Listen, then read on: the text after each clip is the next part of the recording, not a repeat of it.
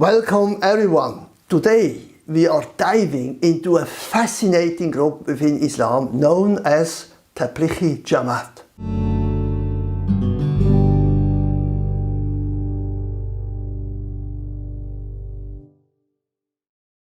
You might have heard about them, but what exactly do they do and why are they so influential?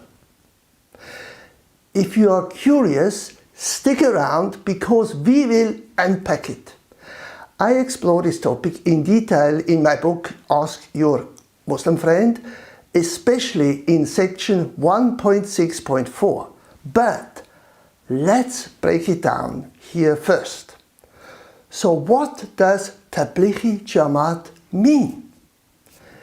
Simply put, it translates to proselytizing group. The term tabligh in Arabic means to deliver, which perfectly encapsulates their mission, namely to deliver their understanding of the message of Islam far and wide. The group is all about actively spreading Islamic teachings, motivating Muslims towards deeper devotion and recruiting followers to become part of their movement. But how do they do this? Let's summarize their approach. First, devotion. Members dedicate their lives, time and money to the cause of Islam. Secondly, outreach. They visit Muslims in their homes and mosques, encouraging them to strengthen their faith. Thirdly, education. They train others using their own materials, aiming to create better, more devout Muslims. And fourthly, recruitment. The ultimate goal is to win more followers to the Tablighi way of life. What is the origin of this group? You can think of a Tablighi Jamaat as a faith and practice movement, somewhat similar to Sufism in its structure. Founded in the late 1920s by Maulana Muhammad Ilyas Kandhlawi in India, the movement was inspired during his pilgrimage to Mecca in 1926. He coined the phrase, "O Muslims, be Muslims." What did he mean by this? Maulana Ilyas believed that many Muslims were living superficially, not fully embracing the teaching of Islam. His call was powerful, urging Muslims to become true followers of the faith. In the following, I like to summarize the characteristics and development of the Tablighi movement. The group originally started out with the aim of being a non-political movement, working at the grassroots level among Muslims across the economic and social structure.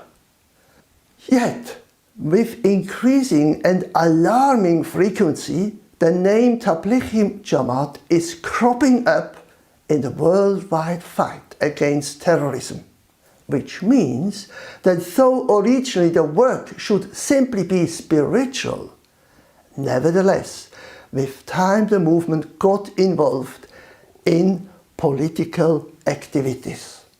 Another issue is the funding. Originally, the Jamaat claims that it does not solicit or receive donations, but it has been discovered that links with the Saudi Wahhabi funding have emerged. Thus, while Tablighi Jamaat in theory requires its missionaries to cover their expenses during their trips, in practice, Saudi money subsidizes transportation costs for thousands of poor Islamic missionaries. What do we know about the practical life? The leadership of the Tablighi movement welcomes any Muslims from any group to join their spiritual journeys. There is no membership and no background check for newcomers. The background is not important, but the future. The new members are obliged to commit their lives fully to the movement's vision, teaching and cause. There are the traveling Tablighis who undertake proselytizing missions of varying durations. Apart from preaching, followers are encouraged to spend about 2.5 hours every day serving others. Next, what rules exist for women? In the Tabligh movement, women are asked to stay outside of the mosque, though this has changed in modern time. Women are encouraged to stay at home and engage in proselytizing activities by speaking to other women in their homes and immediate neighborhood. Women should be acquainted to the Tabligh teaching and practice and are obliged to convey this to their children.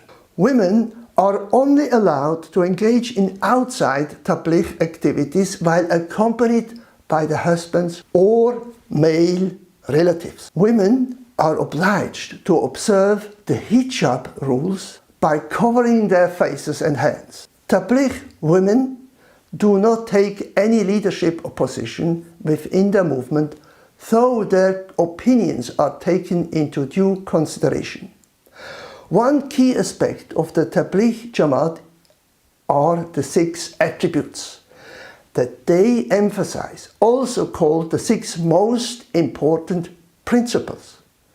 They are, first, the kalima, affirming the oneness of Allah and the prophethood of Muhammad. Secondly, the salah, performing the 5 daily prayers with total dedication. Thirdly, ilm with zikr, which means gaining knowledge, especially by listening to the preaching of the founder or their leaders and constantly remembering Allah. Fourth point, ikram al-Muslim, which means honoring and treating fellow Muslims with great respect. Fifthly, is called ikhlas-i-niyya, which means surrendering all actions to Allah with pure intention. The goal is total self-transformation. And the 6th point is dawah and tabligh, which means actively inviting others to Islam and preaching the message of Islam and about Allah from door to door. The Tablighi Jamaat has a massive global presence with followers from South Asia to Europe and from Africa to the Americas.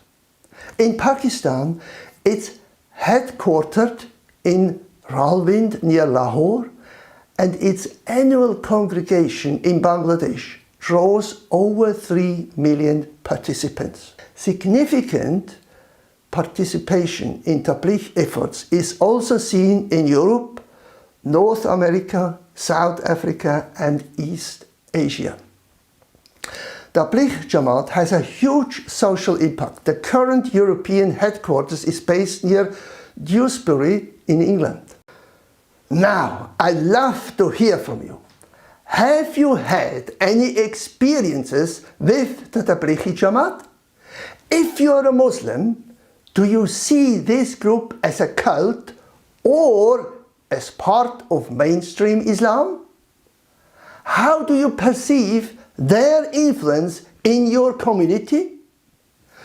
Drop your thoughts and experiences in the comments below.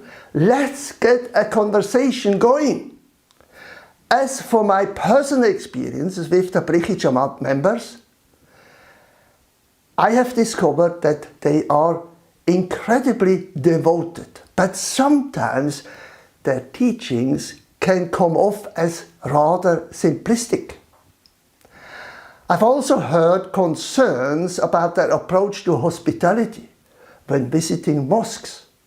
But overall, their commitment is undeniable.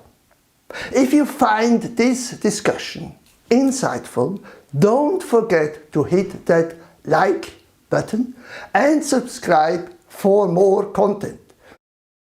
If you have any questions, drop them in the comments. I'd love to hear from you. For a deeper dive, check out my book, available free on our website. Until next time, take care and God bless.